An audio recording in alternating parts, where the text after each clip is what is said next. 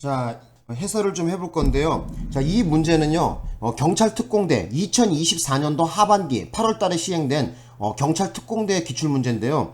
메일이 하나 날라왔어요. 뭐라고 왔냐면은, 선생님, 저는 경찰 특공대 시험을 준비하는 사람인데, 형법 문제 해설해주는 선생님이 없습니다. 혼자서 공부하려고 하니 매우 힘드네요. 도와주십시오. 이렇게 메일이 날라왔더라고요. 그래서 뭐, 저도 문제를 한번 살펴보니까 상당히 어렵더라고요. 뭐라 그래야지?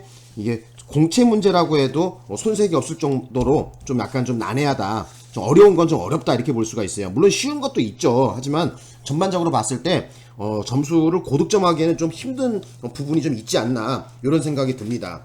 자, 그래서 1번부터 해설을 하나하나 해보겠습니다. 1번이 죄형법정주의 관련된 건데 적절하지 않은 거 틀린 거 고르라 그랬거든요. 그래서 정답을 갖다가 찾아보면은, 자, 정답을 찾아보면은 여기 3번이 답이거든요. 3번에 대한 얘기를 좀 해드리고 그 다음에 또 다른 것도 설명드릴게요. 법률에서 위임받은 사항을 전혀 규정하지 않고 재위임하는 것뿐만 아니라 위임받은 사항에 관하여 대강을 정하고 그중의 특정 사항을 범위를 정하여 하위 법령에 다시 위임하는 경우에도 위임 법령의 제정 형식에 관한 수권법의 내용을 변경하는 것이므로 허용되지 않는다 했는데, 일단 틀린 거로 하시고요. 정답 처리 3번 하시고, 어디가 어떻게 틀렸냐, 지금 보니까 요 부분은 지금 맞는 얘기야. 여기까지는. 자, 왜 맞느냐?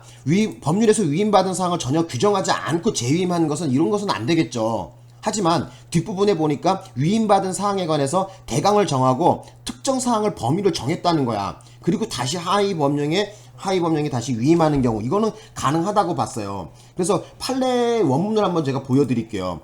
원문을 보여드려야 여러분들이 좀 후련할 거 아닙니까?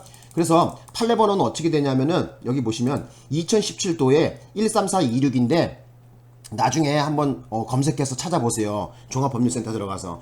오늘 종합법률센터 들어가 보니까 추석 기간이라 그런지 뭐 서버 관리하고 그 다음에 사이트 관리한다고 3일간 막아놨더라고요, 지금. 자, 그래서 지금 현재 제가 갖고 있는 자료 그냥 타입 쳤거든요. 봅시다. 위임법령은 법률이나 상위 명령에서 구체적으로 범위를 정하면 된다는 이거야. 개별적인 위임이 있을 때 가능하다. 그쵸? 그래서 중요한 건 뭐냐면은 구체적으로 상위 명령에서 범위를 정하면 된다는 거야. 구체적인 위임 범위는 위임 명령에 규정될 내용의 범위의 기본사항이 구체적으로 규정되어 있어서 누구라도 당해 법률이나 상위 명령으로부터 위임 명령에 규정될 내용을 대강을 예측할 수 있어야 한다. 그래서 요 부분을 갖다가 단서로 달아놨습니다. 그래서 요런 것도 좀 알아두시면 좋겠죠. 그래서 중요한 거는 여기서 문구를 기억해야 될 건 뭐냐면은, 구체적으로 그 상위 명령에서 구체적으로 그 범위를 정했다는 거야. 그리고 그 규정될 내용의 범위의 기본사항이 구체적으로 규정되어 있다면은 이것 가능하다는 거죠. 그죠? 그리고 또 여기 나와 있는 거 뭐다? 그래서 규정될 내용의 대강을 예측할 수 있어야 한다. 이런 단서를 좀 달아놨다는 거. 그래서 알아두셨으면 합니다. 그래서 다시 한번 그래서 문제로 한번 가보시면은, 여기 보시면 요 뒷부분 같은 경우에는 어느 정도 가능하다고 봐야 되겠죠. 그죠? 위임받은 사항에 관하여 대강을 정하고 그 중에 특정 사항의 범위를 정한다고 얘기가 나왔었죠. 그러니까 범위를 정하면 가능하겠지. 그죠? 그래서 다시 하위 법령에 위임하는 것은 가능하다, 이렇게 봐야 되겠죠. 그래서 변경하는 것이 허용되지 않는다가 아니라 허용은 된다, 이렇게 봐야 될 것 같아요. 그래서 정답은 3번 처리하시면 돼요. 자, 그리고 정답이 아니지만 나머지도 한번 보겠습니다. 나머지를 보시면은 동그라미 1번 봅시다. 반의사불벌죄에 있어서 처벌을 희망하지 않는다는 의사표시 또는 처벌 희망 의사표시를 철회하는, 바로 이른바 소극적 소송 조건에 해당하고, 소송 조건에는 유추에서 금지의 원칙이 적용된다 했는데 맞는 얘기입니다. 이 문구를 좀 기억해 놓으셔요. 자, 그 다음에 동그라미 2번을 또 설명드려 볼게요. 원인 불명으로 재산상의 이익인 가상자산을 이체받은 자가 가상자산을 사용 처분한 경우, 끊어보세요. 이 사건이 뭐냐면요, 우리가 금융기관에다가 통장을 개설해 갖고 친구한테 돈을 송금할 때 착오 송금 같은 게 잘못 송금하는 경우가 있단 말이에요.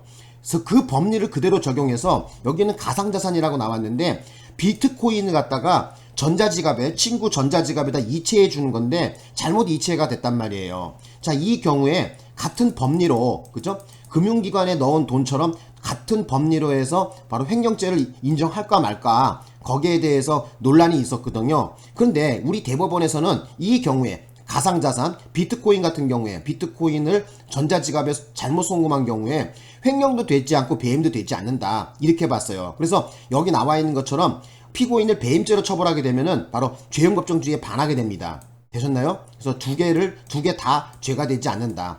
모르시는 분은 좀 적어놔. 거기다가 가상자산을 넣고 비트코인이라고 적어놔. 비트코인을 전자지갑에 잘못 송금 이렇게 해놓으세요. 그래서 그 경우에는 횡령도 배임도 다 되지 않았다는 걸 좀 알아두셨으면 합니다. 자, 그 다음에 이제 어디로 가보냐. 이제 3번은 해설했으니까 이제 4번에 한번 가보자고요. 4번에 보시면은 행위 당시 판례에 의하면 처벌 대상이 되지 아니하는 것으로 해석되었던 행위를 끊어봐. 그렇죠. 그러니까 판례에 의할 때, 행위 당시에 판례에 의할 때 처벌 대상이 되지 않았답니다. 그런데 판례의 변경에 따라서 확인된 내용의, 자, 중요한 건 바로 이 부분이야. 형법의 조항에 근거해서 처벌한다는 거야. 자, 여기다 언더라인 긋게. 형법 조항에 근거하여 처벌. 자, 요것이 형광펜 언더라인 딱 색깔 좀 넣어봐.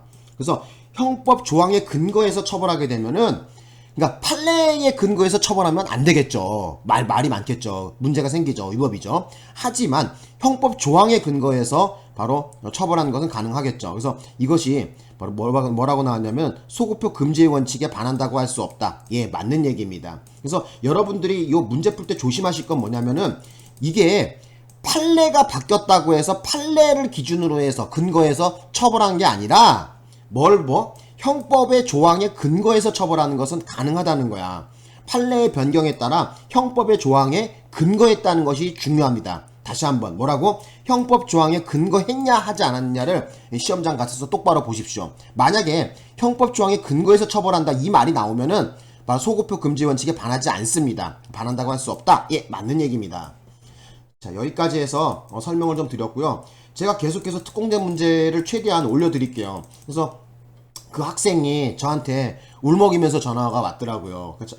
메일을 보냈더라고요. 그래서 구구절절하게 막 메일이 왔는데 좀 마음이 아프더라고요. 그래서 이번에 시험 어떻게 됐냐고 메일을 보내봤더니 안 됐대요. 떨어졌대요. 그래서 근데 뭐 한 번, 두 번 떨어진 것 같고 실망할 필요 없어요.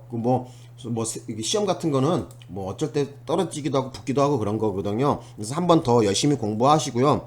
제가 영상 녹화해 드리는 거 특공대 문제 한번 두 번, 세 번 계속 돌려보세요. 그래서 성적을 좀 올려야 되겠죠. 그죠? 자, 오늘 여기까지 수업을 하고요. 또 계속해서 올려드릴게요. 예, 고맙습니다.